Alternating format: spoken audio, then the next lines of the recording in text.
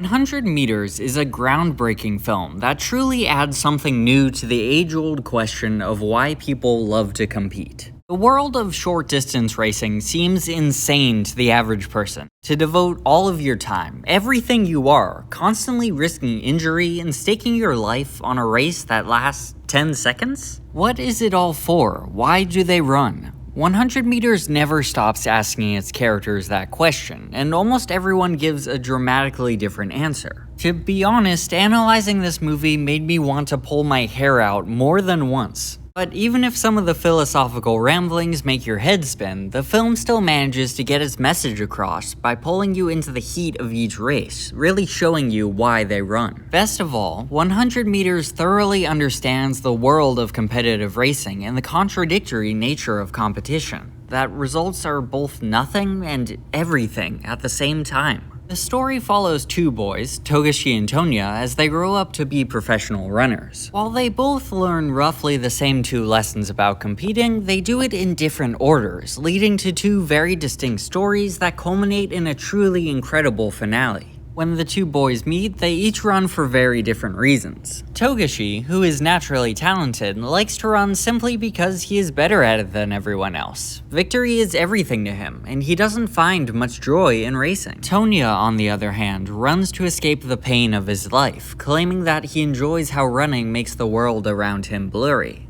Togashi takes Tonya under his wing and teaches him about hard work, and even gives him a taste of victory. Unfortunately, they're soon separated when Tonya moves away, and from there, they go down dramatically different paths. Despite his natural speed, Togashi crumbles under the pressure to win and quits track and field by the time he gets to high school. Since victory was all that running meant to him, seeing his competitors start to catch up caused him to run away from the spotlight.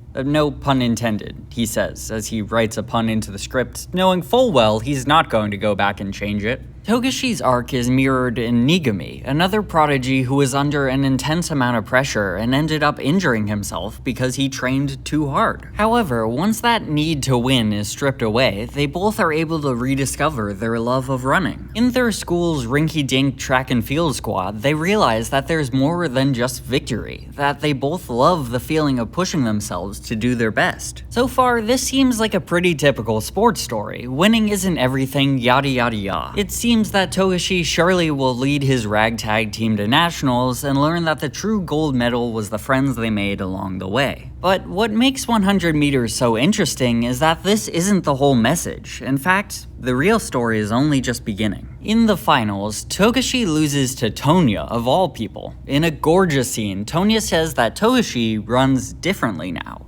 Togashi's fire, the one that made him a star, has gone out. See, after moving away, Tonya follows the example Togashi set for him, choosing to focus on nothing but winning and setting a record. One day, the current record holder, Zaitsu, comes to speak at Tonya's school, and he says that his motivation for running is simply the knowledge that he will die. Now, this goes back to what Togashi is learning, that pushing yourself for the sake of pushing yourself can be enough. But when Komiya opens up to Zaitsu about his anxiety and fear of injury, Zaitsu tells Komiya that his anxiety is actually good and that he should use it as a tool to fuel himself and get faster. Anxiety is a feeling one gets when one challenges themselves. Komiya really takes this to heart, even shrugging off his captain's attempts to warn him that his poor form might lead to injury. Yes, you're getting faster. But at what cost? It's honestly a really visceral scene, and the first time through I was sure that Tonya was in the wrong. But now, I really don't know. There's been a lot of talk, and for good reason, about how to manage anxiety, and in the film, Togashi and Nigami both suffer burnout because of their anxiety over their race results.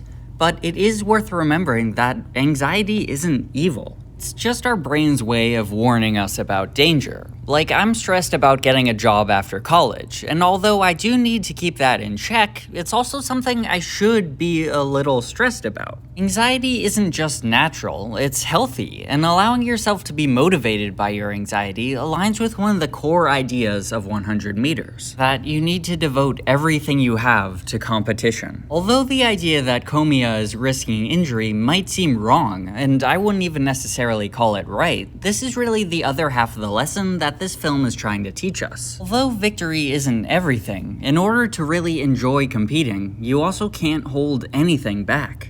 After Togashi and Tonya graduate high school, it's time for each of them to learn the other's lesson. Togashi becomes a professional runner who's stagnating in mediocrity, the Chicago Bulls of running, if you will. His main problem is that he's missing a clear motivation, and after Kaido, one of the top runners in Japan, asks him why he runs, he begins to improve, saying that he runs for other people. However, he suffers an injury, and a doctor tells him that if he runs, he'll risk ending his career. His sponsors drop him, offering him a coaching job instead. Togashi wants to believe this is okay, and even tries to give some advice to a couple of young kids he finds racing in the park. He tells them that winning isn't everything, but he breaks down in tears as he struggles to get the words out. For my money, this is where 100 meters really separates itself from every other sports movie I've seen. In any other story, Togashi would accept that a chance at victory isn't worth the injury and become a coach to the next generation. But 100 meters doesn't agree with that way of thinking. Although it knows that victory isn't the sole purpose of running, it also recognizes the importance of giving it your all in pursuit of victory. We don't compete solely for the purpose of winning, we compete because the feeling of pushing yourself in a competition, giving everything you have for that moment of glory, feels good. But you have to be willing to sacrifice to achieve that feeling. And so both of our main characters risk serious injury in their final race. And instead of being presented as a bad thing, it's meant to be a triumph of their competitive spirits. We flash back to Tonya, who is a rising star in the short distance world. However, after he is beaten by Kaido, a man who doesn't care about records, Tonya starts to question why he runs. Records rise and fall all the time, so what's the point? Why do they run if not for that moment of glory? He reunites with Togashi right before they compete in the finals, and asks him that very question, to which Togashi replies, "For us to give it our all, no other reason." He tells Tonya about the joy of running that he discovered in high school, but Tonya says he's never experienced that. Until the very last race of the film, where they run side by side, smiles painted on their faces as they experience the joy of competition. The reason I called 100 meters groundbreaking at the beginning of this video is because of how it pushes past the basic philosophies of a typical sports story to give a more nuanced, realistic look at why people compete.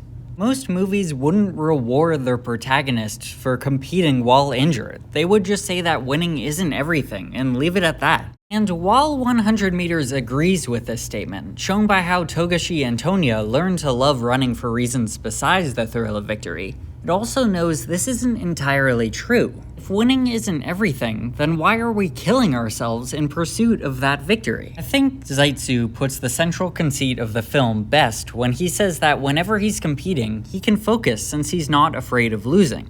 But he also fears defeat since he desires results. He then goes on to say that these statements aren't contradictory. Now, I believe what he is saying here is that he's not afraid of losing because he understands that there is more to running than just victory. There's joy in the act of pushing yourself.